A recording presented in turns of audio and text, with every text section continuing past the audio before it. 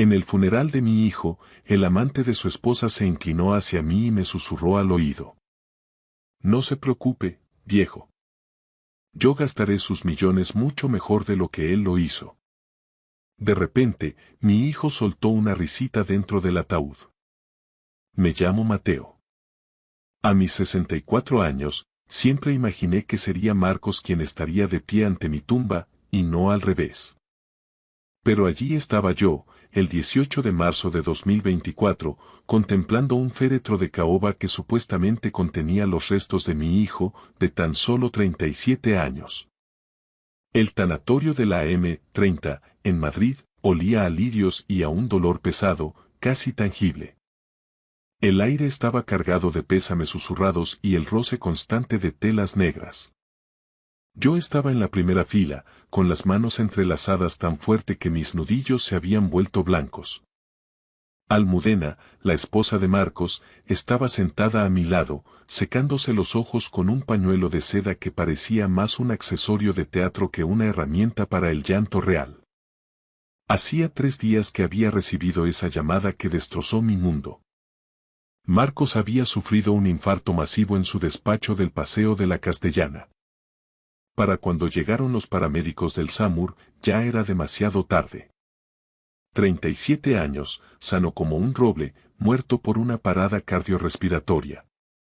El médico dijo que a veces ocurre, especialmente con el estrés de dirigir un imperio empresarial valorado en 12 millones de euros. Yo debería haber estado devastado. Debería haber estado roto por dentro. Pero mientras escuchaba al sacerdote hablar sobre el descanso eterno y la paz celestial, algo no encajaba. No era solo la obvia injusticia de enterrar a un hijo, sino algo más, algo que no lograba identificar. La lista de asistentes era interminable. Marcos era muy querido en el mundo de los negocios madrileño, respetado por sus colegas y adorado por sus amigos. O al menos eso es lo que yo siempre había creído. Pero mientras observaba a la gente desfilar ante el féretro, ofreciendo palabras huecas de consuelo, empecé a notar detalles extraños. El duelo de Almudena parecía calculado milimétricamente. Lloraba en los momentos precisos, aceptaba las condolencias con la cantidad perfecta de dignidad y, de algún modo, lograba verse devastadoramente hermosa en su vestido negro de diseñador. Para ser una mujer que acababa de perder a su marido tras 9 años de matrimonio, parecía notablemente entera. Y luego estaba Sergio, el socio de Marcos y supuesto amigo íntimo de Almudena. Estaba de pie al fondo de la sala, pero sus ojos no estaban en el ataúd, sino en ella. Cada vez que Almudena se movía, su mirada la seguía. Cuando ella hablaba con otros invitados, él escuchaba con atención. Cuando ella se tocaba el pelo con nerviosismo, Sergio se inclinaba ligeramente hacia adelante, como si estuviera conectado a ella por un hilo invisible. Conocía a Sergio desde hacía años. Era la mano derecha de Marcos en la empresa, el hombre que manejaba la parte financiera mientras mi hijo se centraba en las operaciones. Un tipo de habla fluida, con el pelo perfectamente engominado y trajes de sastre caros. Sergio siempre me había parecido el tipo de hombre que mide todo por su valor potencial. El servicio se hizo eterno. La gente compartía recuerdos de Marcos que sonaban ensayados, versiones desinfectadas de una vida que yo sabía que era mucho más compleja. Mi hijo era apasionado, a veces temerario, y ferozmente leal a quienes amaba. Pero al escuchar aquellos discursos, cualquiera pensaría que era un santo que jamás levantó la voz ni tomó una decisión cuestionable. Cuando llegó el momento de que la familia diera su último adiós, me encontré caminando hacia el ataúd con pies de plomo. Marcos parecía en paz, con las manos cruzadas sobre el pecho, vistiendo el traje azul marino que le había comprado para el día de su boda. Su rostro estaba pálido pero sereno, pareciendo incluso más joven de sus 37 años. Me incliné y susurré. Te voy a echar de menos, hijo. Siento no haber podido protegerte. Al retirarme, Almudena se acercó al féretro. Su actuación fue impecable. La viuda desconsolada despidiéndose de su amado esposo. Depositó una sola rosa blanca sobre su pecho y murmuró algo que no pude oír. Entonces, Sergio apareció a mi lado. No lo había visto acercarse, pero de repente estaba allí, lo suficientemente cerca como para que yo pudiera oler su costosa colonia. Se inclinó hacia mi oído y lo que dijo a continuación lo cambió todo. No se preocupe, viejo, susurró, con una voz apenas audible pero cargada de satisfacción. Yo gastaré sus millones mucho mejor de lo que él lo hizo. Las palabras me golpearon como un impacto físico. Me giré para mirar a Sergio, pero su expresión era neutral, casi de aburrimiento. ¿Había oído mal? ¿Acaso el dolor me estaba provocando alucinaciones? Pero entonces ocurrió algo imposible. Desde el interior del ataúd surgió un sonido que me heló la sangre. Una risita suave, baja, casi imperceptible, pero era inequívocamente la risa de Marcos. Agarré el borde del ataúd mientras mi corazón martilleaba contra mis costillas. Sergio también lo había oído. Su rostro se volvió pálido y dio un rápido paso atrás. A nuestro alrededor, el funeral continuaba. Nadie más parecía haber notado nada inusual. ¿Tú has? Empecé a preguntarle a Sergio, pero él ya se estaba alejando, caminando rápidamente hacia la salida. Me quedé mirando el rostro inmóvil de Marcos, buscando cualquier signo de movimiento. Nada. Su pecho no subía ni bajaba. Sus párpados no temblaban. Parecía exactamente lo que se suponía que era. Un hombre muerto. Pero yo sabía lo que había escuchado. Esa risita cómplice que significaba que Marcos encontraba algo divertido. Era la misma risa que hacía de niño cuando guardaba un secreto que los adultos aún no habían descubierto. La misma risa de cuando me ganó al ajedrez por primera vez. La misma risa que significaba que iba 3 pasos por delante de todos los demás en la sala. El resto del servicio pasó como en una nebulosa.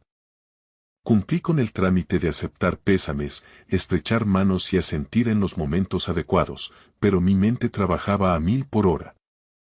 Las palabras susurradas por Sergio seguían resonando en mi cabeza.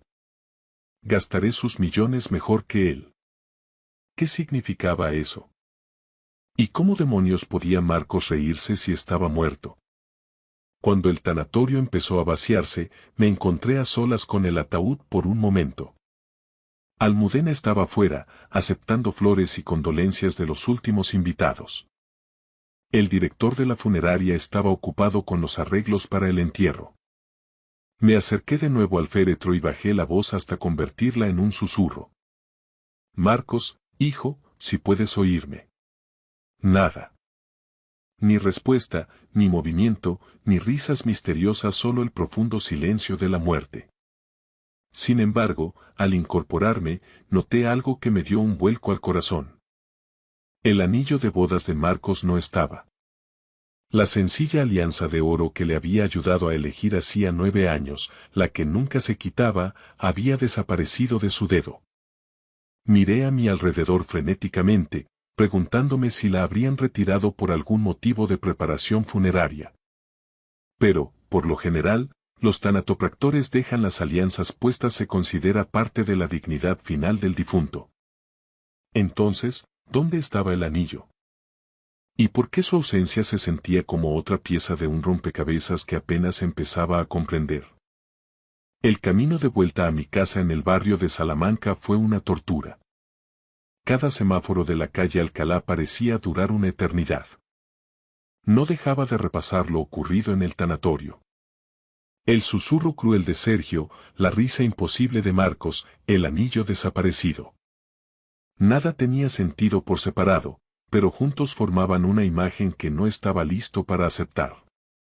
Mi casa se sentía enorme y vacía al cruzar el umbral.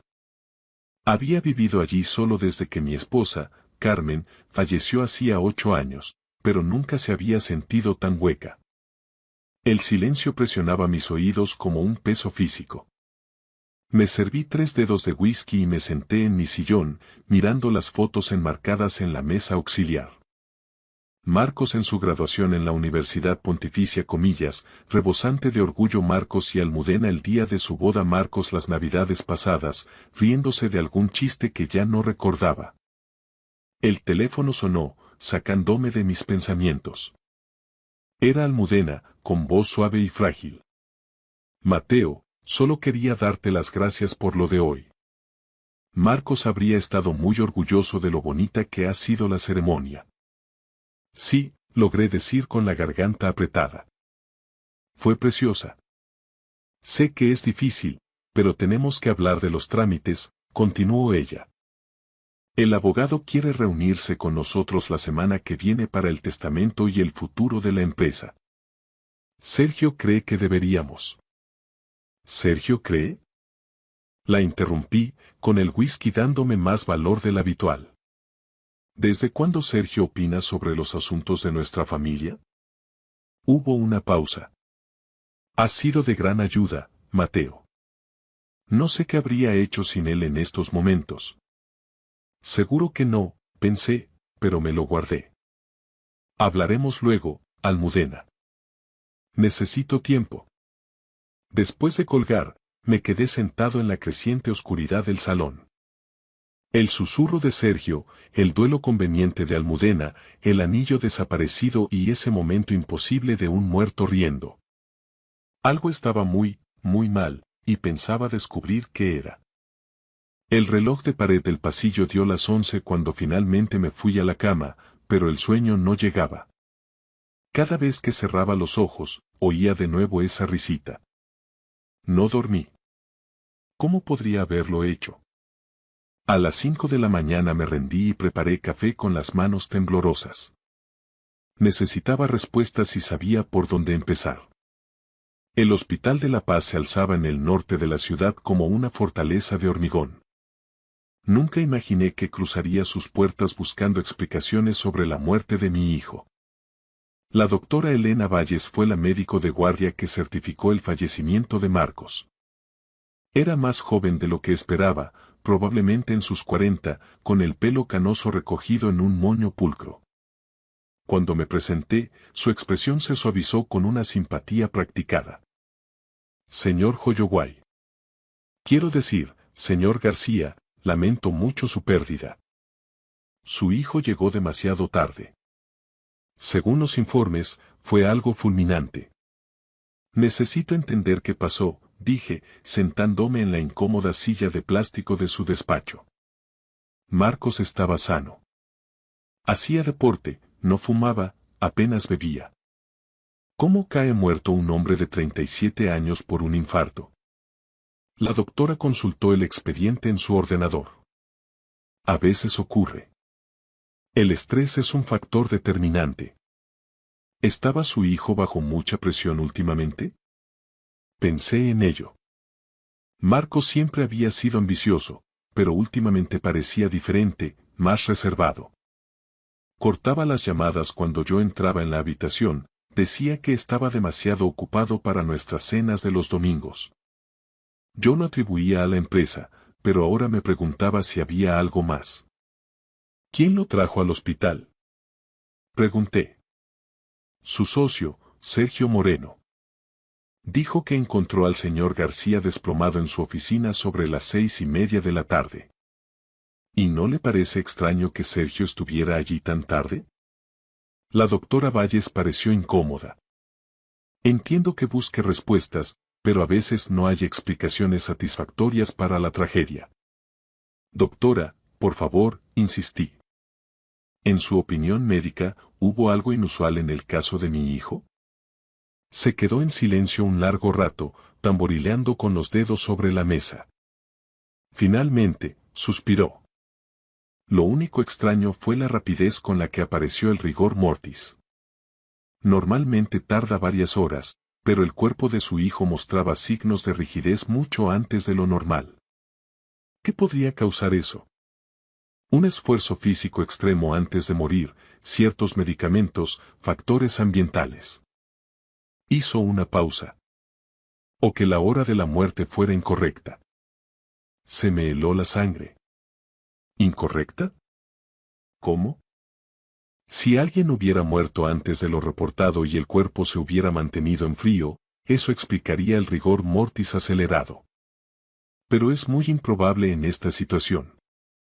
Salí del hospital con más dudas que antes. Si Marcos había muerto antes de lo dicho, Sergio había mentido sobre la hora del hallazgo. Pero, ¿por qué? ¿Y dónde habría guardado el cuerpo? Mi siguiente parada fue el edificio de oficinas de Marcos, una torre de cristal en la Castellana. En la planta 15, la recepcionista, una joven llamada Jennifer, me miró sorprendida. Señor García, no esperaba. Lo sentimos muchísimo. Gracias, Jennifer. Quería echar un vistazo al despacho de Marcos, por si hay cosas personales. Ella miró nerviosa hacia la oficina de la esquina. Lo siento, pero el señor Moreno ha dicho que el despacho está precintado hasta que los abogados lo revisen todo. Por razones legales, dice. Bajó la voz. Entre nosotros, se está comportando de forma muy rara. Viene aquí todas las noches, revisa archivos, hace llamadas. Ayer se quedó casi hasta medianoche, el mismo día del funeral. Lo sé porque me olvidé el bolso y tuve que volver. Esto se volvía cada vez más turbio. ¿Qué era tan urgente que Sergio no podía esperar? Jennifer, el día que murió Marcos, ¿a qué hora se fue Sergio? Ella lo pensó. Esa es la cuestión. Sergio estaba aquí cuando yo me fui a las 5, pero dijo que él también se marchaba ya. Parecía tener mucha prisa por llegar a algún sitio. Así que Sergio había mentido. Si se fue a las 5 pero dijo encontrar el cuerpo a las 6:30, ¿dónde estuvo esa hora y media? En ese momento, las puertas del ascensor se abrieron y el propio Sergio salió. Iba impecable, pero tenía unas ojeras que sugerían que él tampoco dormía bien. Mateo, dijo, fingiendo sorpresa, ¿qué haces aquí? Quería recoger algunas cosas personales de mi hijo, respondí, observando su reacción. Por supuesto, pero los abogados me han aconsejado mantener el despacho cerrado por responsabilidad legal. En cuanto se liquide la herencia. Dejó la frase en el aire. Sergio, Jennifer me ha dicho que has estado trabajando hasta tarde todas las noches. Es un momento extraño para tener tanta carga de trabajo, ¿no crees? Su mandíbula se tensó imperceptiblemente. Alguien tiene que mantener el negocio a flote. Marcos lo habría querido así. Y ya di mi declaración a la policía. Lo encontré a las 6:30 y llamé al 112 inmediatamente. Antes de que pudiera presionarle más, se disculpó y entró en el despacho de Marcos, cerrando la puerta con firmeza. Pude vislumbrar pilas de papeles y lo que parecía una caja fuerte abierta. Sergio estaba revisando archivos que ya no pertenecían a un hombre capaz de proteger sus intereses. Mi última parada fue la funeraria. El director, un hombre delgado de manos pálidas, me recibió en su oficina. Espero que todo fuera de su agrado ayer, señor García. Su hijo se veía muy sereno. Sí, asentí. Me preguntaba por sus objetos personales, concretamente por su alianza de boda. El director consultó sus papeles. No hay ninguna mención a un anillo en nuestras notas de ingreso. A veces se retiran en el hospital o la familia solicita su entrega para custodia. A menudo se le entrega al cónyuge antes del servicio. Así que Almudena podría tenerlo. Pero, ¿por qué no lo había mencionado? Hubo otra cosa inusual, añadió el director. El cuerpo llegó mucho más frío de lo normal. Como si hubiera estado refrigerado. Todo encajaba con lo que dijo la doctora Valles.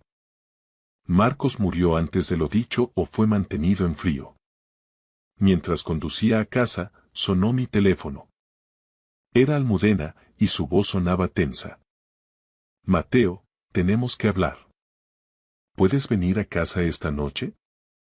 Hay algo importante sobre Marcos que debo decirte. ¿De qué se trata? No puedo decírtelo por teléfono. Es sobre cómo se ha estado comportando últimamente. Por favor, tienes que saber la verdad. Llegué a la casa de Almudena, un chalet impresionante en una de las mejores zonas de Pozuelo de Alarcón. Ella me abrió vestida con una bata de seda negra. Sus ojos estaban rojos, pero no podía distinguir si era por pena real o maquillaje. Marco se comportaba de forma extraña estos últimos meses, confesó mientras se servía una copa de vino. Se volvía reservado, desaparecía horas sin dar explicaciones. Empezó a dormir en la habitación de invitados. Yo pensé que tenía una aventura. Pero luego encontré recibos de un trastero que alquiló bajo un nombre falso. Me entregó un sobre con fotografías.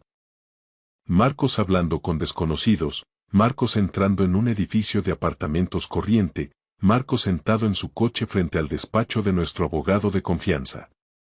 Y lo más inquietante, Marcos reuniéndose con el Dr. Harrison, un viejo amigo que trabajaba en el mismo hospital. Hay más, murmuró Almudena. Contraté a un detective privado. Marcos sabía lo de Sergio y yo. Me quedé helado. ¿Tú y Sergio? Empezó hace 6 meses. Me sentía sola, Marcos siempre trabajaba. No pretendía que pasara. Juan Marcos lo descubrió. Él también contrató a alguien para seguirme a mí. Estábamos espiándonos mutuamente. Si Marcos conocía la aventura, el susurro de Sergio en el funeral cobraba un sentido aterrador. Almudena, ¿cómo murió Marcos de verdad? Eso es lo que no entiendo, Mateo. No creo que muriera. La noche del supuesto infarto, yo estaba con Sergio. Tenemos coartada mutua. Pero Marcos estaba planeando algo. En el trastero había documentos, dinero en efectivo, identidades falsas. Parecía que se preparaba para desaparecer. ¿Había fingido Marcos su propia muerte? El Dr. Harrison era su amigo desde la universidad. Si alguien podía ayudarle a falsificar un certificado y acceder a la morgue, era él. Pero, ¿por qué? Piénsalo, Mateo, dijo Almudena. Si Marcos moría, ¿quién heredaba todo? Yo. ¿Y con quién paso el tiempo? Con Sergio, que conoce cada detalle de las finanzas. Marcos quería pillarnos. Quería ver qué hacíamos si pensábamos que estaba muerto. Y habéis caído de lleno en la trampa, añadí yo, sintiendo náuseas. Sergio ya hablaba de liquidar activos, transferir fondos a las Islas Caimán y vender la empresa. Pero Sergio no solo quería el dinero. Estaba buscando formas de declarar a Marcos muerto legalmente lo antes posible y ha estado haciendo preguntas sobre ti. Sobre tu salud, tu testamento. Te ve como el único obstáculo para el control total. Mateo, creo que planeaba un accidente para ti también. El horror total me golpeó. Sergio planeaba matarnos a ambos por dinero. Y Marcos, sabiéndolo, había fingido su muerte para desenmascarar la conspiración. Tenemos que encontrarlo, dije levantándome. Almudena me dio una llave. La encontré en el despacho de casa. Creo que es la del trastero. Conduje hasta un polígono industrial en las afueras. El trastero número 73 estaba al fondo. Al abrirlo, encontré un centro de mando. Fotos, registros financieros y equipo de vigilancia. Y una pequeña nevera. Dentro había viales con una etiqueta. Agente de parálisis temporal. Imita síntomas de parada cardíaca. Mi hijo se había drogado para simular su muerte. Escuché pasos detrás de mí. No era Marcos. Era Sergio, con el traje arrugado y una pistola apuntándome al pecho. Hola, Mateo. Me preguntaba cuándo encontrarías este sitio. Marcos siempre dijo que eras demasiado listo para tu propio bien. Sergio, ¿qué estás haciendo? Lo mismo que tú, buscar respuestas. Pero yo ya las tengo. Tu hijo es un hombre muy peligroso que debe ser detenido antes de que lo arruine todo. Marcos movió 12 millones de euros de sus cuentas 3 semanas antes de morir. Muy conveniente. Me obligó a retroceder. Vas a llamarlo. Marcos dejó una forma de contactar contigo, es demasiado sentimental para dejar a su padre fuera. Entonces lo comprendí. El reloj de mi pasillo había estado sonando a horas extrañas, no necesitaba reparación, era un código. Sergio lo vio en mi cara. En ese momento, su móvil vibró. Un mensaje de un número desconocido. Trastero comprometido. Ve a la ubicación de reserva. El paquete está seguro. Tu hijo nos está vigilando, dijo Sergio, mirando hacia el techo. Había una luz roja parpadeando. Una cámara. Él viene hacia aquí, dije. Sí. Y cuando llegue, vas a convencerle de que devuelva esos 12 millones. A cambio, no te pegaré un tiro. Almudena hará lo que yo diga, está demasiado asustada. Pero a ella también tendré que eliminarla, no quiero cabos sueltos. Escuchamos el motor de un coche fuera. Pasos lentos y deliberados. Papá. ¿Estás ahí? La voz de Marcos, viva y real. Dile que entre, susurró Sergio pegando el arma a mi espalda. No intentes avisarle o morirás antes de que dé otro paso. Tragué saliva. Marcos apareció en la entrada del trastero. No llevaba traje, sino ropa oscura y una expresión que nunca le había visto.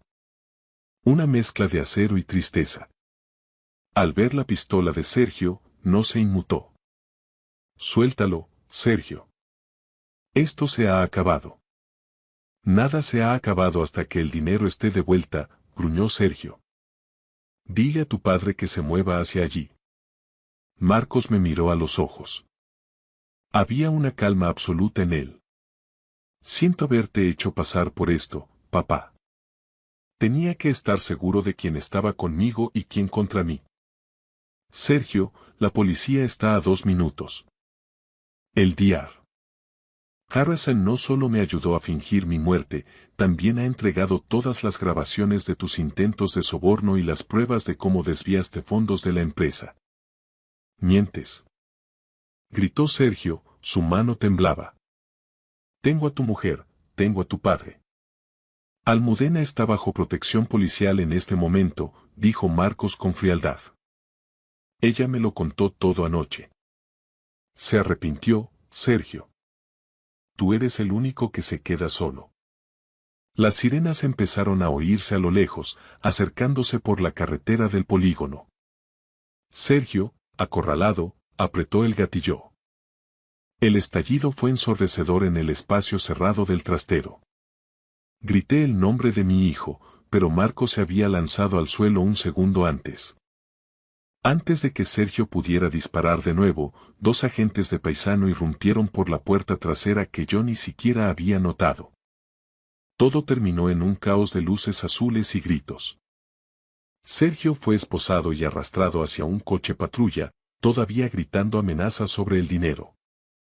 Marco se levantó y me abrazó con una fuerza que me dejó sin aliento. «Estás vivo», susurré, tocando su rostro para asegurarme de que no era un sueño. Te oí reír en el ataúd. No pude evitarlo, papá, sonrió con amargura. Oír a ese imbécil presumir de cómo iba a gastar mi dinero cuando yo tenía sus cuentas bloqueadas desde hacía una semana. Fue demasiado tentador. Semanas después, nos sentamos en la terraza de un café frente al Retiro. La empresa estaba en proceso de reestructuración. Almudena había aceptado un divorcio de mutuo acuerdo y se había marchado de Madrid, buscando empezar de cero lejos del escándalo. Sergio esperaba juicio en la prisión de Soto del Real por intento de homicidio y fraude a gran escala. Marco sacó su alianza de oro del bolsillo y se la volvió a poner. La guardé para recordarme que incluso las promesas más sagradas pueden romperse, dijo mirando el anillo. Pero también para recordar que la familia es lo único que realmente importa proteger. Le puse la mano en el hombro.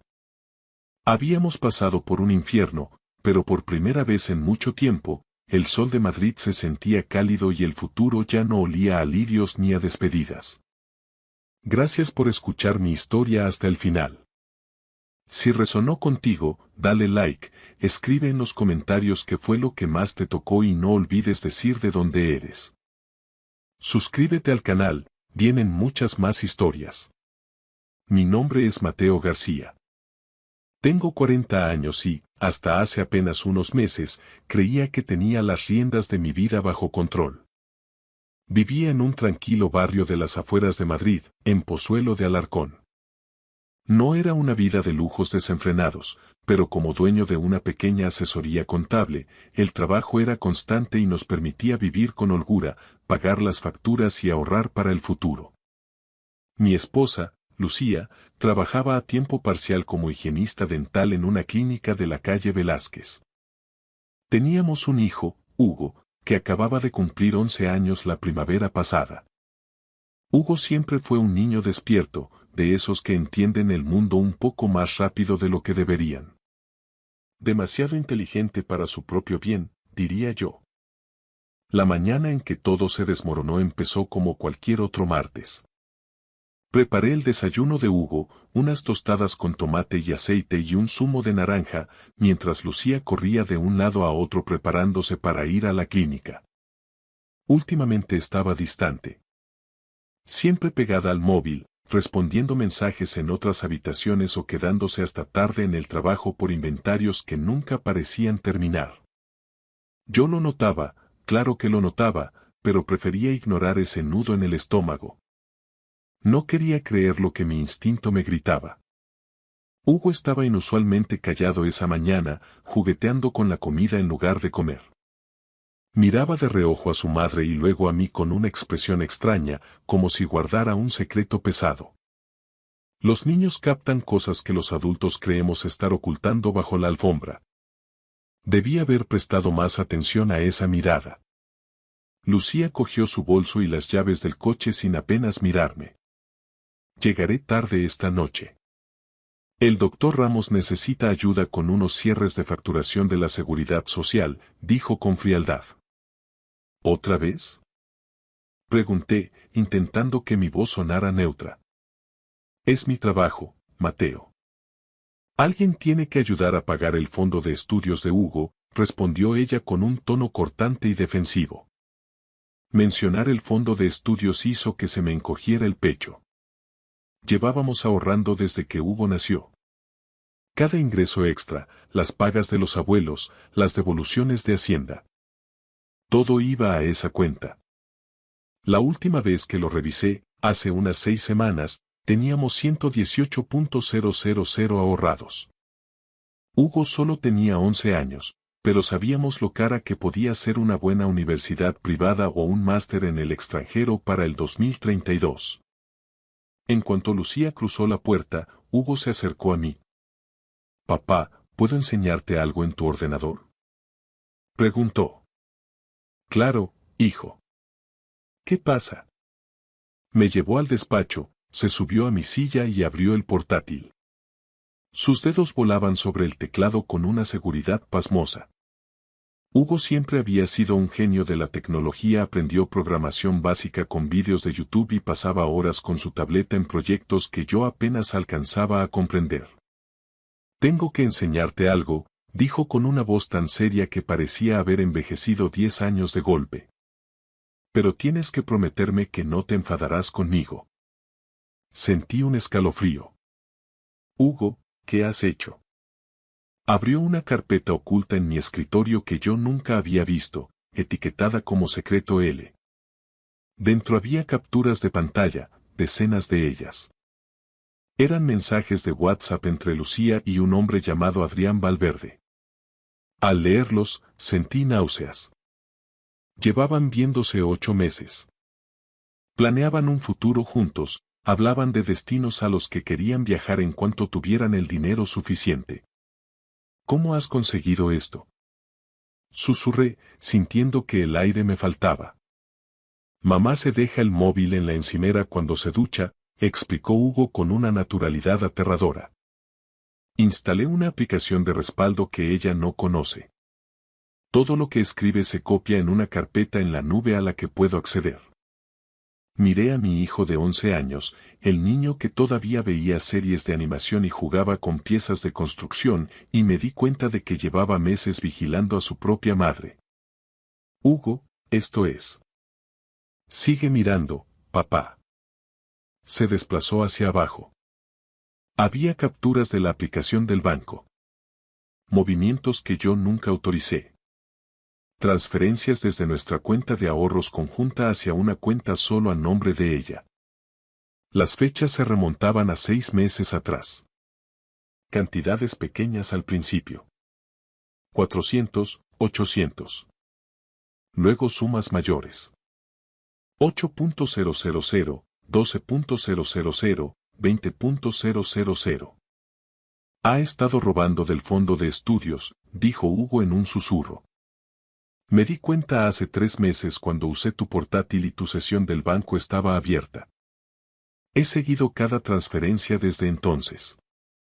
Mis manos temblaban mientras veía las pruebas. Lucía había vaciado sistemáticamente el futuro de nuestro hijo, moviendo los 118.000 a su cuenta privada durante medio año. La última transferencia se había realizado hacía solo 2 días. El saldo actual del fondo mostraba apenas 35. ¿Por qué no me dijiste nada? Pregunté con el corazón roto. Los ojos de Hugo se llenaron de lágrimas. No quería que fuera verdad. Esperaba que mamá se detuviera, que tal vez estuviera guardándolo en otro sitio para darnos una sorpresa. Pero luego leí sus mensajes con Adrián sobre comprar billetes de avión para Portugal y supe que nos iba a dejar. Abracé a mi hijo con fuerza. Este niño valiente había cargado con un secreto terrible, intentando protegernos a ambos de la verdad. Nos quedamos allí sentados mucho tiempo. ¿Cómo le explicas a un hijo que su madre ha preferido el dinero y a otro hombre por encima de su propia familia? De repente, se oyó la puerta principal. Lucía había vuelto. Oí sus pasos dirigiéndose a la cocina. Hugo y yo nos miramos y cerré el portátil rápidamente. Mateo. Gritó ella. Me he dejado el pase de la clínica. Tengo que cogerlo rápido.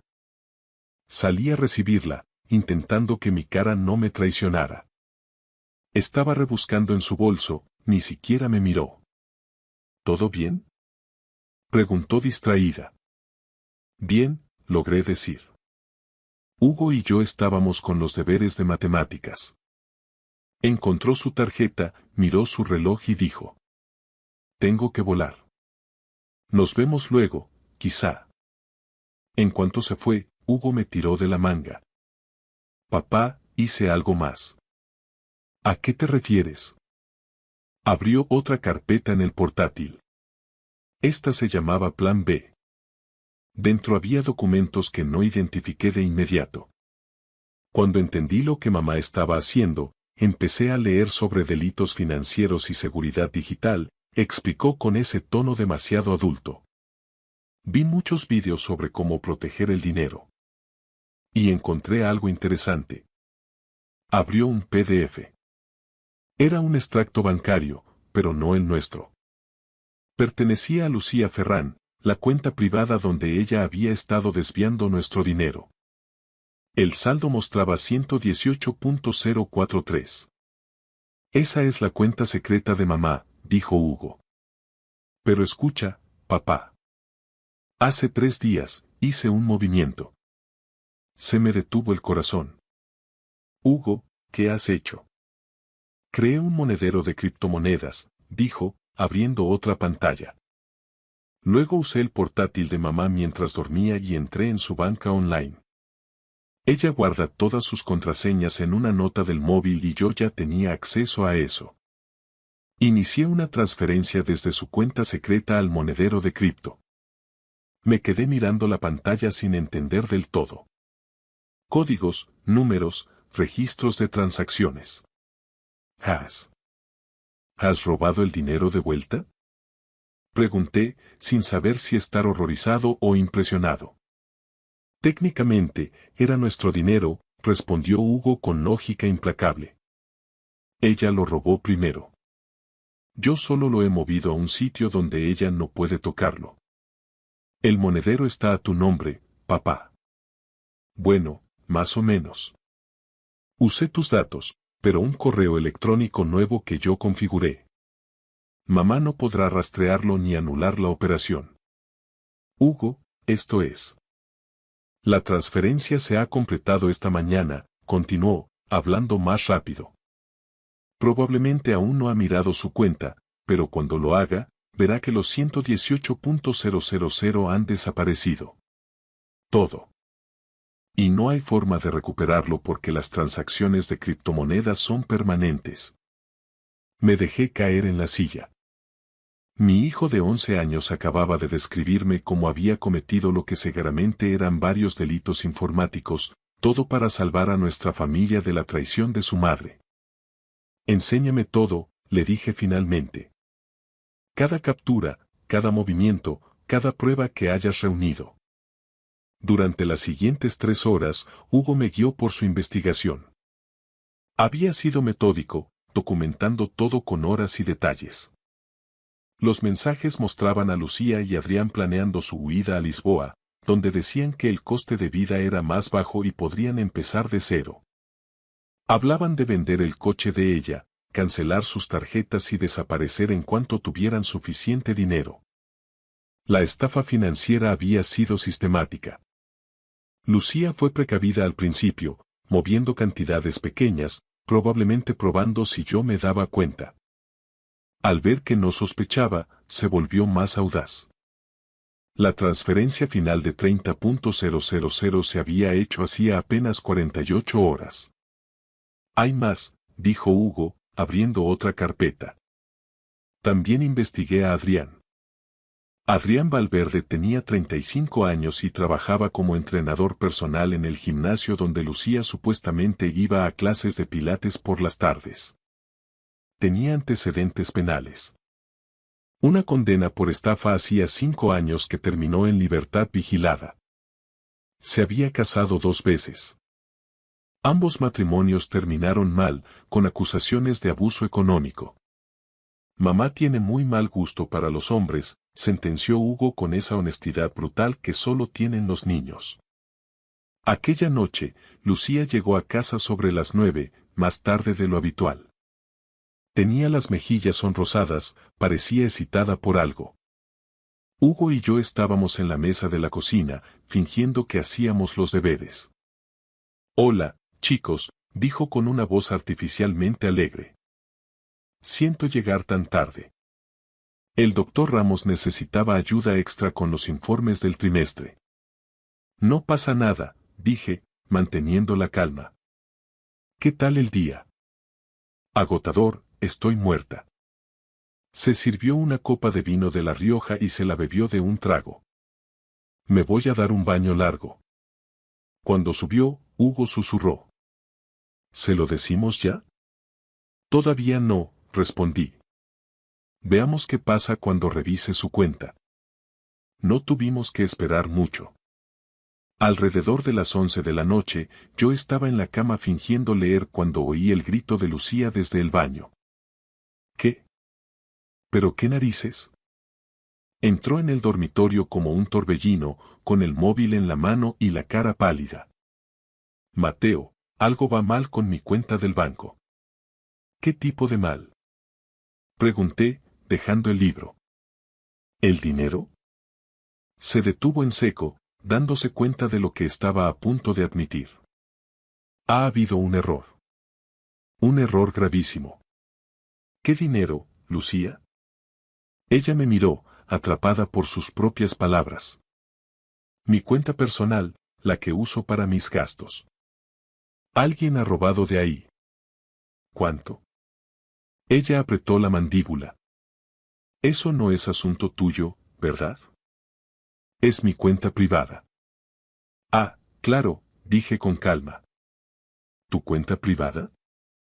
¿Esa que has llenado robando del fondo de estudios de nuestro hijo? El color desapareció por completo de su rostro.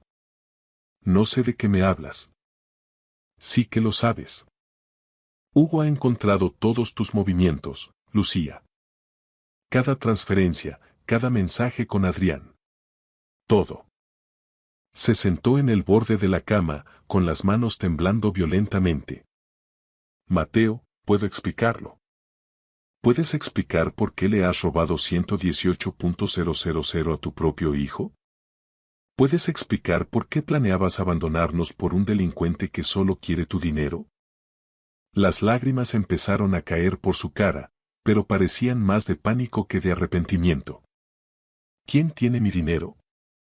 ¿A dónde ha ido? El banco dice que la transferencia es irreversible. No lo sé, mentí. Quizá el universo tiene sentido de la justicia. Esto no tiene gracia, Mateo. Ese dinero era. Se detuvo de nuevo. ¿Era qué? ¿Era lo que nos habías robado a nosotros en primer lugar? Lucía se levantó y empezó a caminar de un lado a otro. Necesito ese dinero. Adrián y yo tenemos planes. Nos vamos la semana que viene. Ya está todo organizado. La frialdad con la que lo dijo, como si hablara de unas vacaciones y no de abandonar a su familia, hizo que algo en mi interior estallara. No vas a ir a ninguna parte con ese dinero, le dije. Porque ya no existe. Y mañana a primera hora voy a presentar la demanda de divorcio. Hugo se merece algo mejor que una madre que le roba su futuro. No puedes alejarme de mi hijo, gritó ella. Tú ya elegiste alejarte cuando preferiste a Adrián y tu fantasía en Portugal antes que a tu propio hijo. Lucía agarró su teléfono y empezó a hacer llamadas frenéticas. Primero a su banco, exigiendo que anularan la operación, y luego a Adrián. Pude oír la voz de él a través del móvil, gritándole, acusándola de haberlo fastidiado todo. A la mañana siguiente, Lucía se había ido. Había hecho las maletas durante la noche y se marchó sin decir adiós a Hugo. Su nota en la encimera de la cocina era breve. Necesito tiempo para pensar. No intentéis contactar conmigo. Hugo encontró la nota cuando bajó a desayunar. La leyó, la hizo una bola y la tiró a la basura. Tanta paz lleve como descanso deja, dijo con la voz firme. Hugo, ella. Nos ha cambiado por él, papá. Estamos mejor sin ella. No pude rebatir esa lógica, aunque viniera de un niño de 11 años. 2 días después, mi móvil sonó. El nombre de Lucía apareció en la pantalla. Consideré no cogerlo, pero la curiosidad pudo conmigo. Mateo, por favor, necesito tu ayuda, dijo sin preámbulos. Su voz era desesperada, rota de tanto llorar. ¿Qué pasa? Adrián me ha dejado. En cuanto el dinero desapareció, dijo que no le servía para nada. Solo estaba conmigo por la pasta. Y ahora el banco está investigando las transferencias desde la cuenta de Hugo. Dicen que parece apropiación indebida porque era una cuenta custodiada. Podrían denunciarme. Sentí una satisfacción fría. Deberían denunciarte, Lucía. Le robaste a tu hijo. Por favor, Mateo. Cometí un error terrible. Muchos errores. Pero sigo siendo la madre de Hugo. Necesito ayuda. El banco quiere documentos de a dónde fue el dinero. Si no puedo explicarlo, llamarán a la policía. Ese parece ser tu problema, no el mío. ¿Y Hugo? ¿No te importa lo que le pasará si su madre va a la cárcel? ¿Lo que le pasará a él? Hugo fue quien descubrió tu robo. Él fue quien nos protegió de tu traición. Ha demostrado más madurez en una semana que tú en toda tu vida. Hubo un silencio largo al otro lado. Luego, ella susurró. ¿Hugo lo sabía? Hugo lo sabía todo. Lo documentó todo. Te ha estado observando durante meses, esperando que te detuvieras, esperando que cambiaras de opinión. Y cuando vio que no lo hacías, actuó. ¿Qué tipo de acción? La necesaria para asegurar que no destruyeras nuestras vidas por completo. Otro silencio prolongado. ¿Hugo se llevó el dinero? Hugo tiene 11 años, Lucía. Pero es lo bastante listo para saber que a veces tienes que protegerte de las personas que se supone que deben protegerte a ti. Necesito hablar con él. Tengo que explicárselo. No hay nada que explicar. Elegiste a otro hombre y el dinero antes que a tu familia. Hugo lo entiende perfectamente. No necesita tus excusas. Mateo, por favor. Sé que no lo merezco, pero te lo suplico. Ayúdame a averiguar qué pasó con ese dinero. Si voy a prisión, Hugo pierde a su madre. Hugo perdió a su madre el día que decidiste que Adrián Valverde era más importante que él. Colgué. El teléfono volvió a sonar inmediatamente, pero no respondí. Llamó 17 veces más ese día. Bloqueé su número. Esa tarde, Hugo y yo nos sentamos de nuevo ante el portátil. Tenemos que hablar del dinero, le dije. ¿Estás enfadado? Preguntó, perdiendo parte de su seguridad inicial. Debería estarlo. Lo que hiciste fue complicado legalmente, aunque el dinero fuera nuestro. Pero no estoy enfadado, Hugo. Estoy impresionado y un poco asustado de lo inteligente que eres. Él sonrió, aliviado. Entonces, ¿qué hacemos? Vamos a hacer lo correcto.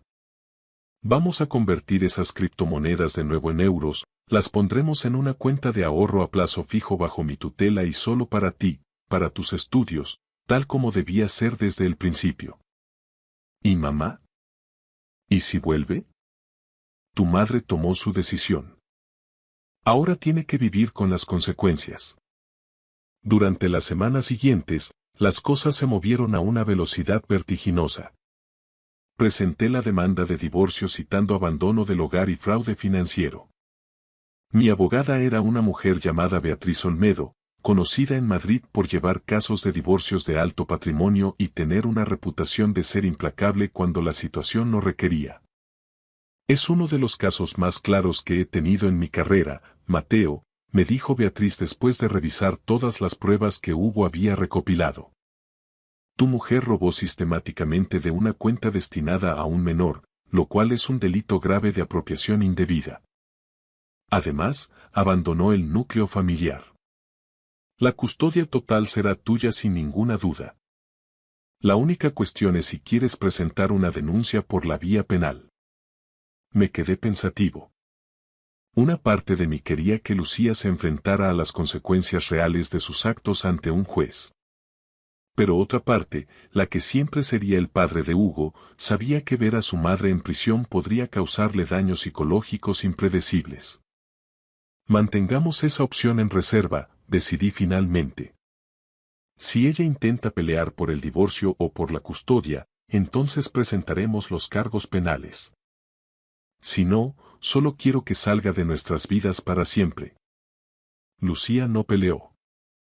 Firmó los papeles del divorcio sin rechistar, probablemente porque su propio abogado le explicó el enorme problema legal en el que estaba metida. El acuerdo me otorgó la custodia total, la casa y todos los activos matrimoniales. Lucía se quedó sin nada, a cambio de nuestro compromiso de no presentar la denuncia ante la policía siempre y cuando desapareciera sin hacer ruido. Aceptó el trato. Lo último que supe fue que se había mudado a Alicante, trabajando como recepcionista en una clínica de fisioterapia y compartiendo piso con 2 personas más. Adrián Valverde desapareció de su vida hace tiempo, probablemente buscando a su próxima víctima. A veces, el karma funciona exactamente como debería. Hugo se adaptó sorprendentemente bien a nuestra nueva normalidad. Vendimos la casa de Pozuelo, había demasiados recuerdos amargos entre aquellas paredes. Nos mudamos a un piso más pequeño en el centro, cerca de su colegio y de mi nueva oficina. Reduje mi jornada laboral para estar más presente para él. Empezamos a cenar juntos todas las noches, hablando de su día, de sus intereses y de sus preocupaciones. Una noche, unos 2 meses después de que Lucía se fuera, Hugo estaba con su portátil en la mesa de la cocina mientras yo preparaba la cena. De repente, levantó la vista. «Papá, tengo que decirte algo», dijo, y sentí un nudo en el estómago. «¿Qué pasa, hijo?», pregunté. «No moví el dinero solo para protegerlo», confesó lentamente. «También lo hice porque estaba muy enfadado con mamá. Realmente furioso. Quería que le doliera de la misma forma que ella nos estaba haciendo daño a nosotros». Apagué el fuego y me senté frente a él. «Hugo, es completamente normal sentirse así después de lo que pasó». «Pero no estuvo bien», continuó él. «Lo que mamá hizo fue horrible, pero lo que yo hice también tuvo algo de malo. Cogí algo que no era mío, aunque ella lo hubiera robado primero. 2 errores no hacen un acierto, ¿verdad? Es lo que siempre me dices». «Tienes razón», asentí. «Pero también estabas protegiendo a tu familia. A veces nos toca tomar decisiones muy difíciles y no todas son perfectas. Lo importante es lo que aprendemos de ellas». «He aprendido que nunca quiero ser como mamá», dijo Hugo con firmeza. «No quiero mentir a la gente que quiero, ni robarles, ni preferir el dinero antes que a mi familia». «Entonces has aprendido la lección más importante de todas», le dije con orgullo. «Y Hugo, estoy muy orgulloso de ti. No por lo que hiciste con el dinero, sino por cómo manejaste la verdad. Muchos niños se habrían desmoronado, pero tú te mantuviste fuerte». Sus ojos se humedecieron. «Tenía miedo, papá. Mucho miedo. Pensé que si mamá se iba, tú también podrías irte. Que acabaría en un centro de acogida o algo así». Lo atraje hacia mí y le di un abrazo eterno. «Nunca te voy a dejar solo, campeón. Jamás. Somos un equipo, tú y yo. Nos cuidamos el uno al otro». «¿Para siempre?», preguntó con la voz ahogada contra mi hombro. «Para siempre», le prometí. 6 meses después, recibí una llamada inesperada de Beatriz Olmedo. «Mateo, tienes que escuchar esto.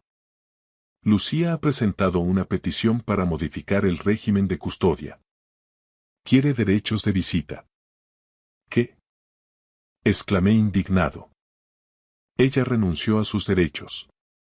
Firmó un acuerdo, pero legalmente puede solicitar una modificación pasados 6 meses. Su abogado argumenta que ha completado terapia de gestión de la ira y asesoramiento financiero. Dicen que es una persona nueva y que merece tener una relación con su hijo». «Ni hablar», sentencié. «Nos abandonó, Beatriz. Nos robó. Lo sé, y tenemos toda la documentación para probarlo. Pero un juez podría conceder visitas supervisadas. Los tribunales en España suelen favorecer el mantenimiento del vínculo materno-filial siempre que sea posible». Me sentí enfermo. Después de todo lo que Lucía había hecho, después del progreso que Hugo había logrado, ahora quería volver a entrar en su vida como si nada. «¿Qué quiere Hugo?», preguntó Beatriz. Esa era la pregunta clave. Había estado tan centrado en protegerlo que no le había preguntado qué quería él realmente. Esa noche, me senté con él y le expliqué la situación. Hugo escuchó con el rostro serio. «¿Qué piensas?», le pregunté. «¿Quieres ver a tu madre?». Se quedó callado mucho tiempo. «¿Puedo preguntarte algo primero? Si digo que sí, ¿te enfadarás conmigo? Y si digo que no, ¿seré una mala persona?». «Hugo, ninguna respuesta te haría malo ni me haría enfadar. Es tu elección. Tus sentimientos importan más que nada». Se mordió el labio, pensando profundamente. «No sé si quiero verla. Una parte de mí echa de menos a la mamá de antes de que apareciera ese tipo. Pero otra parte recuerda cómo me miró la mañana que se fue, como si yo fuera un estorbo en su camino. No sé si puedo olvidar eso. No tienes que decidir ahora mismo, le dije. Podemos decirle al juez que necesitas más tiempo. No, dijo Hugo de repente. Quiero decidirlo ya. Quiero verla una vez, solo para escuchar qué tiene que decir. Pero papá, necesito que estés allí. No quiero estar a solas con ella. Por supuesto. Estaré contigo en todo momento. La visita supervisada se organizó 2 semanas después en un punto de encuentro familiar en Madrid, con una psicóloga presente. Lucía llegó puntual, se la veía nerviosa. Había perdido peso y parecía más vieja, cansada. Hugo y yo entramos juntos, él me apretaba la mano con fuerza. Cuando Lucía lo vio, se le saltaron las lágrimas. Hugo, cariño, qué mayor estás, dijo, intentando acercarse. Él no se movió. Hola, mamá. La psicóloga, la DRA. Elena Sanz, nos indicó que nos sentáramos. El ambiente era asfixiante a pesar de los intentos de hacer la sala acogedora. Hugo, dijo la DRA. Sanz con suavidad. Tu madre ha pedido esta reunión porque quiere hablar contigo, pero este es tu momento. Puedes decir lo que quieras o simplemente escuchar. Tú marcas el ritmo. Hugo miró fijamente a Lucía. ¿Por qué te fuiste? La compostura de Lucía se rompió al instante. Tomé decisiones horribles, cielo. Me confundí sobre lo que importaba. Pensé que quería algo diferente, algo emocionante. Pero me equivoqué. Me equivoqué muchísimo. Te llevaste el dinero de mi universidad, dijo Hugo con voz plana. Ibas a irte del país y no volver a verme nunca. Lo sé. Sé lo que hice y lo lamentaré el resto de mi vida, sollozó ella. Fui egoísta y cruel, y tú te merecías algo mucho mejor. ¿Alguna vez me quisiste? La pregunta, hecha con una honestidad desgarradora, me partió el alma. Claro que te quiero, Hugo, respondió ella intentando alcanzar su mano. Siempre te he querido. Simplemente perdí el norte, pero ahora estoy recibiendo ayuda. Estoy yendo a terapia y tomando medicación para una depresión que no sabía que tenía. Intento ser la madre que te merecías. Hugo retiró la mano antes de que ella lo tocara. Pero aún no eres esa madre, ¿verdad? Eres alguien que se parece a mi madre pero que tomó decisiones muy malas. Hugo. Intenté intervenir, pero él levantó la mano. No, papá. Tengo que decir esto, se giró de nuevo hacia Lucía. Me hiciste mucho daño, mamá. Y a papá se lo hiciste peor. Nos robaste, nos mentiste y preferiste a un desconocido antes que a nosotros. Eso no se arregla con un perdón. Lo sé, susurró Lucía. Pero, ¿puedes darme una oportunidad para intentarlo? Por favor, déjame demostrarte que puedo ser mejor. Hugo me miró a mí, luego a la doctora y finalmente a su madre. Quizá algún día, pero ahora no. No estoy preparado. Necesito más tiempo para dejar de estar enfadado contigo. Lucía sintió, con las lágrimas bañando su rostro. Está bien, lo entiendo. Es justo. ¿Pensarás en volver a verme dentro de unos meses? Tal vez, respondió Hugo. Pero mamá, si de verdad me quieres como dices, respeta mi espacio. No me presiones. Deja que sea yo quien te busque cuando esté listo. Lo haré, prometió ella. Esperaré el tiempo que haga falta. Pasaron 2 años desde aquel encuentro en el punto de familia. Mi vida con Hugo se asentó en una rutina de paz y complicidad que nunca creí posible después de la tormenta.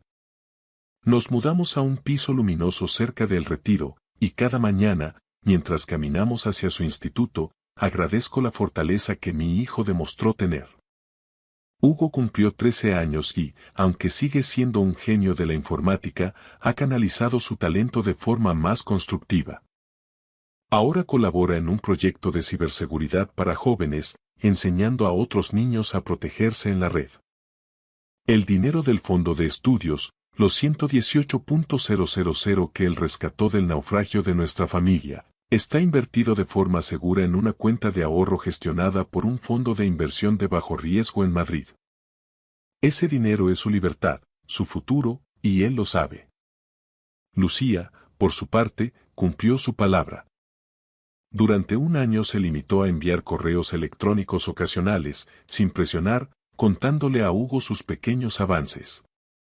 Trabaja de forma estable, ha devuelto parte del dinero que técnicamente desapareció de las cuentas corrientes compartidas y parece haber cortado todo vínculo con el mundo de Adrián Valverde.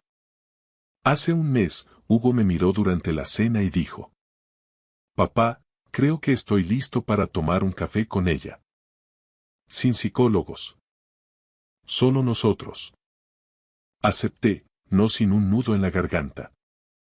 Verlos sentados en una terraza de la plaza de Olavide, hablando con cautela pero sin la hostilidad de antaño, me hizo comprender que la justicia no siempre la dictan los jueces. A veces, la verdadera justicia es recuperar la paz. Hoy, mientras cierro los últimos informes de mi asesoría, observo a Hugo programando en su habitación. Me doy cuenta de que Jessica, o mejor dicho, la Lucía que conocí, nunca entendió el valor de lo que teníamos. Buscó una salida fácil, una emoción barata financiada con el esfuerzo de una década, y lo perdió todo. A veces, hacer lo correcto significa hacer algo técnicamente cuestionable. Proteger a tu familia no siempre consiste en seguir cada regla al pie de la letra, sino en tener el coraje de actuar cuando la traición amenaza con destruirlo todo. Mi hijo de 11 años no solo salvó nuestros ahorros, salvó nuestra dignidad. Hugo me ha enseñado que, aunque el mundo sea un lugar donde la gente en la que confías puede fallarte, siempre hay una forma de salir adelante. A veces, el héroe de la historia no es el padre que intenta mantener todo unido, sino el niño que tiene la madurez suficiente para ver la verdad y la valentía para cambiar el final del guión. Mirando hacia atrás, no cambiaría nada de lo que pasó. El dolor fue el precio que pagamos por la libertad que disfrutamos ahora. Somos un equipo, y en este equipo, nadie se queda atrás y nadie roba el futuro del otro. Gracias por escuchar mi historia hasta el final. Si resonó contigo, dale like, escribe en los comentarios qué fue lo que más te tocó y no olvides decir de dónde eres. Suscríbete al canal, vienen muchas más historias.